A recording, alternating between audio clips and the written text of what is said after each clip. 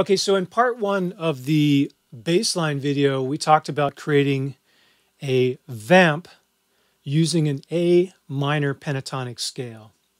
So another approach for this assignment is to actually create a baseline that follows a chord progression.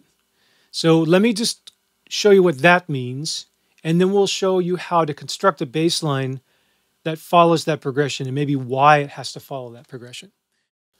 So in the key of C, I'm going to create a treble clef and a bass clef.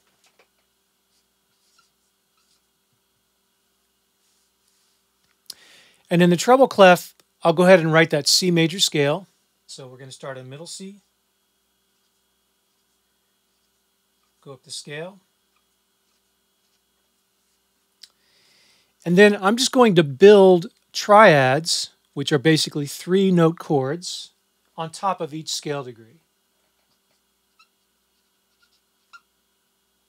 So I'm just going up the distance of a third. So if this is the first note, I'm going into the third note, and then the fifth note. So 1, 3, 5. So C is 1, E is 3, the G is 5. And basically you're just going to build snowmen on top of each scale degree in the key of C, like this.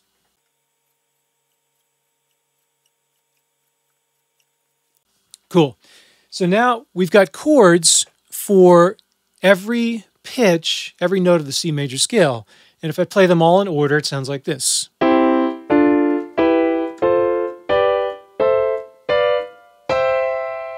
Okay? So when we study music theory, one way to analyze or to sort of name these chords is to give them a number, just kind of like we did with the numbered scales. But for chords, we're going to use Roman numerals. And the reason for this is because each one of these chords has a different quality. The 1 chord is sort of a happy major sounding chord. The 2 chord is a minor chord. We don't have to learn why right now. You can just take my word for it. So if I write a 1 underneath that first chord, I almost wrote it lowercase. I'm using an uppercase Roman numeral 1. That means major. Whereas the 2 is lowercase Roman numeral 2. That indicates that it's a minor chord. So we're getting some feedback here, not only about the position or the number of the chord in the key, but also whether it's major or minor. 4 is major, 5 is major, 6 is minor, 7 is a little bit different. It's a diminished chord. So for that, I'm going to put a little degree mark right there. And when we get to the harmony lesson, we'll talk a little bit more about what that means, what a diminished chord is. When we get back to the last chord, C, of course, it's the same as the first. So I'm just going to put a 1 there, and it's uppercase number 1, which means major. So we have 1 major, 2 minor, 3 minor, 4 and 5 are major, 6 is minor, 7 is diminished, and back to 1. So far, so good? Okay, so we have the chords now that belong to the family of C major. And what we're going to do next is we're going to choose some of these chords and we're going to play them one after another. We call that a chord progression.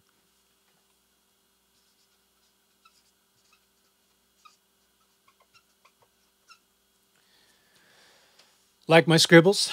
So down below, I'm just going to use the Roman numerals that represent these chords rather than writing all the notes out. And I'm going to just give myself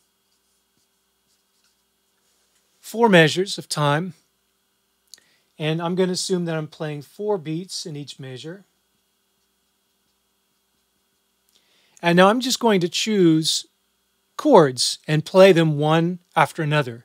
And by doing this, we actually create a chord progression. And it's kind of hard to go too wrong. I mean, some choices might be better than others, but you could literally just throw darts at a dartboard. But I'll do something that kind of makes sense. I'm going to start with the 1 chord. I'm going to go to the 4 chord.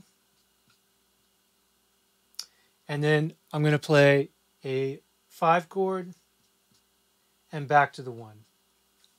This is a really simple sounding progression that, you know, you hear a lot in music. It sounds like this. 1, 4, 5, back to 1. And I just played each chord for 1 measure of time. So that becomes a chord progression. We progress from one chord to the next. Hopefully this is making sense. So the project is not really about writing chord progressions. The project is about creating bass lines. But the reason that we have to do this first is because the bass part is a fundamental aspect of outlining or telling the listener what the chords are. So I'm going to come back to the piano actually, and I just want to give you an example of what I mean. The bottom note, if we look at these chords here, and if I just darken in the bottom note,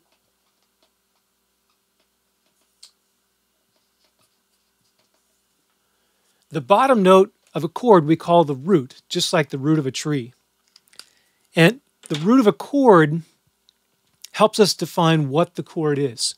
So if I play a C major chord, the C is the root. And if I were to play a bass note with that chord, I would play a C, but I would play it lower on the keyboard.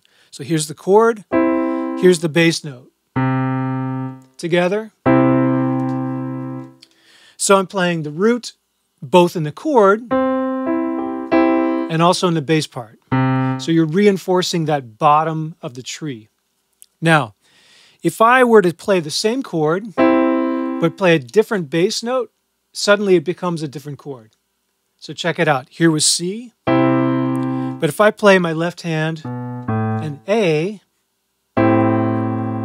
you can tell now that even though my right hand has not changed, the chord sounds different because the root of the chord is now an A, not a C. And when I do that, this becomes an A minor 7 chord. If I go down a couple more steps to an F, now the chord becomes something else. So it's kind of like a major 9 chord. So the quality of the chord changes depending on what you play in the bass. So the bass really reinforces the chord type, and it really has to match. It has to go with the chord, which is why when we're writing a bass line, it has to follow the chord progression. It has to reinforce what the chords are. So back to the whiteboard. Up above, we wrote the Roman numerals. So we have 1, 4, 5, 1. So what I'm going to do now is I'm going to replace those Roman numerals with the actual name of the chord, the letter name of the notes. So the 1 chord is a C chord. The 4 chord is an F chord. 5 chord's G. And back to 1, which is C. Okay? And you'll notice that I put the chord symbol at the beginning of each measure because that's when it starts. So when we write chord symbols up above the staff, rhythmically they should occur when we want the chord to be played. So if I want it to happen at the beginning of the measure, I put it at the beginning of each measure. So now that we see the names of the chords, C, F, G, and C, we also know what I'm going to play with my left hand. So for the C chord, I'm going to play a C in my left hand. For the F chord, even though I might not play the same inversion in my right hand, I'm going to play an F in the left hand. So it reinforces the F major sound. When we go to G, I play a G in my left hand. And then back up to C. So the bass line becomes this. It's pretty boring, but it's functional, right?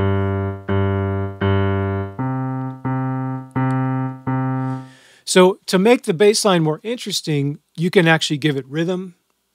You can have it mirror or sort of imitate or fit in with what the kick drum's doing on the drum set part. But we can also add things like approach notes. So if I'm going from C to F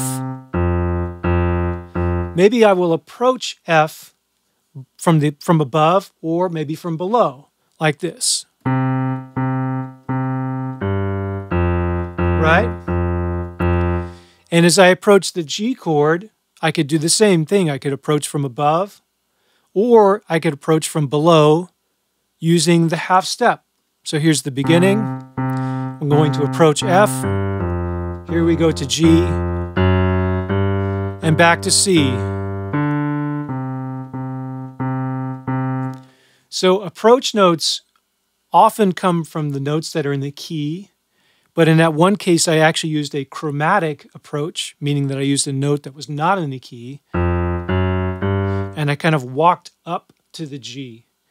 But the idea is that you approach, and then on the downbeat, when the chord changes, you play the root of the next chord. It's very important to play the root of the chord on the downbeat. All right, so now hopefully you have a basic understanding of what a chord is, what a chord progression is, and the fact that the bass part needs to follow that progression as it goes by in the music, and that it's got to play that fundamental note, that root of each chord in the progression when the chord first occurs, on the downbeat of when the chord happens. It establishes the root, it establishes the chord, and then as you move to the next chord, you can approach the next chord from above or from below, either by using a note that's in the scale or using a chromatic note that's either a half step above or a half step below. All right, I hope that's helpful.